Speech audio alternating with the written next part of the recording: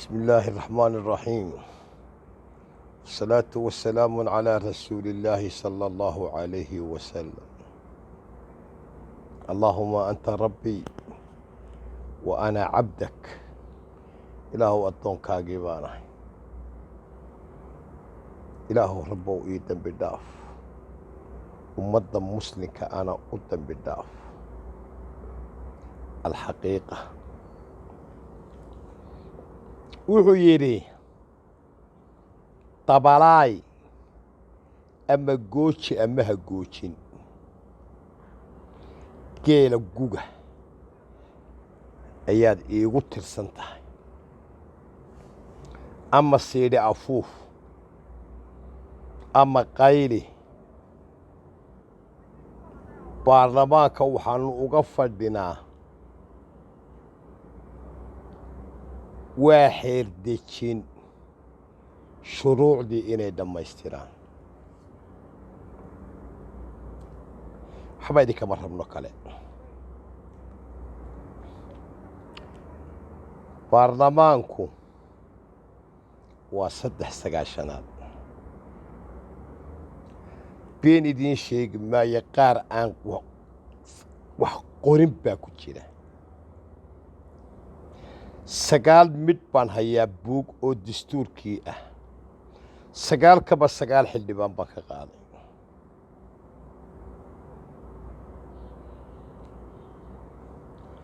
mushkiladda Soomaaliya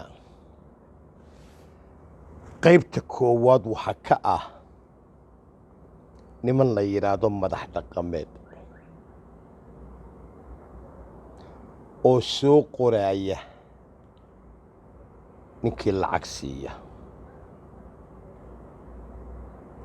doorashadii waagii dhoweed ee 41 ay ahayd iyo 51 waxay ahayd baa ugu laaluush badnaa xildhibaanadii ka soo baxay 9 wax garanaya waa ku jiraan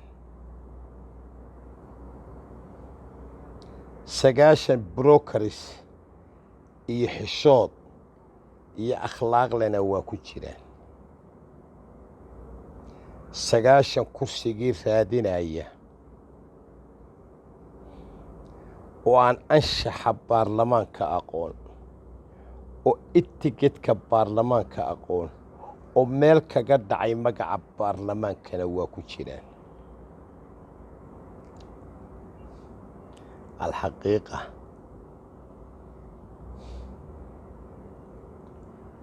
حسن ياري حلبان حسن ياري wuxuu nagaga yimi dawladaha reer Yurub wuxuu xoog hayn u ahaa xildhibaan ina Cumar Carte Qaalib kulkii muddadii doorashadu ay soo dhawaatay xilligii Xasan Sheekh wuxuu noqday xildhibaan 3 sano iyo barkaa wiilkaasi waa qaylinayay wax aan ka qoro waan waayay aan ahayn Axmed Madoobe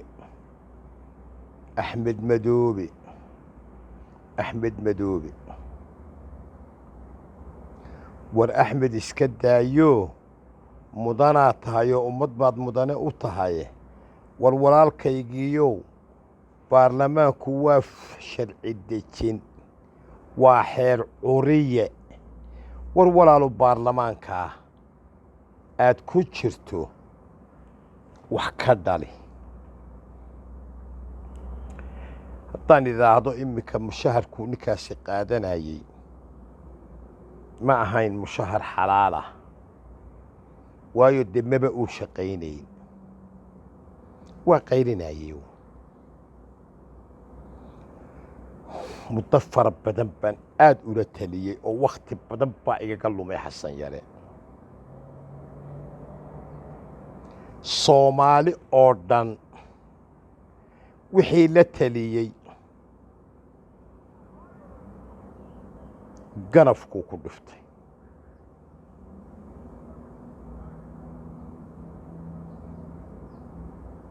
من يعبد الله فإن الله حي ومن كان يعبد محمد فقد مات.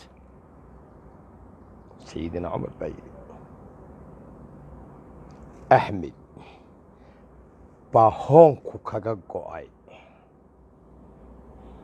قضب كان انت أصناكو دافيا برلمانكو حليه قدي عن شح shirgudoonku inay guddigii anshaxa ka shaqaysiiyaan oo guddiga anshaxu uu qabto shaqadiisa ayaa meesha ku jirta. maxaa yeelay baruur oo dhan wada qurmisa. anigu mucaarad u hadli maayo, muxaafid u hadli maayo, anigu dalkaan u hadlaya. ninka ile waxaan ay xildhibaan Soomaaliyeed ereygaas Soomaali baan soo geliyaa.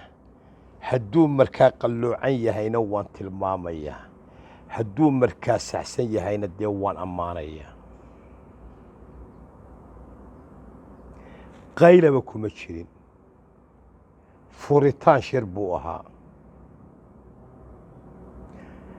haddii aad ku haysato prime ministerka madaxweynaha guddoomiyaha baarlamaanka dembi dee dastuurkaa wadda kuu furaya aad marto.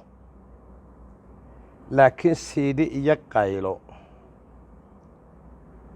macno ay soo kordhinaysaayoo dalka u soo kordhinaysaana ma jirto, macno ay qofkaa u kordhinaysaana ma jirto. waxaa qofkaasi uu muujiyey uun inaanu qaadi karin mas-uuliyad.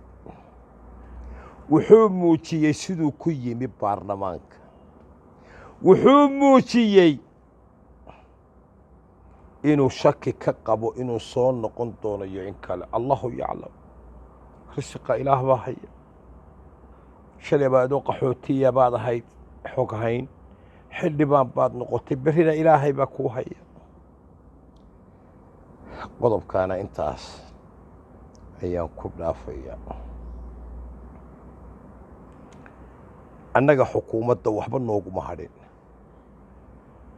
madaxweyne wax nooguma hadhin, gurigaa baarlamaankaa wax naga yaalliin haddaanu nahay Soomaali. gurigaa waxaanu ka rabnaa waxaa naga yaal inay u gudbiyaan guddiga doorashooyinka.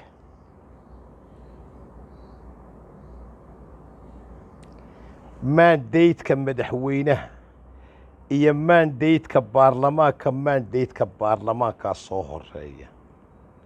xasan intaa ma garan waaye.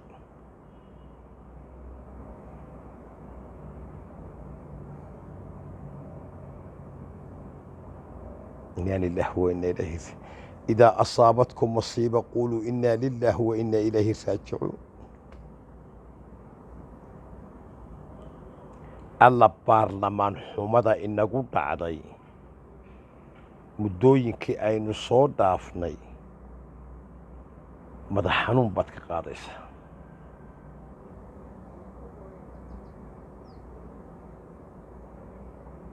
alxaqiiqa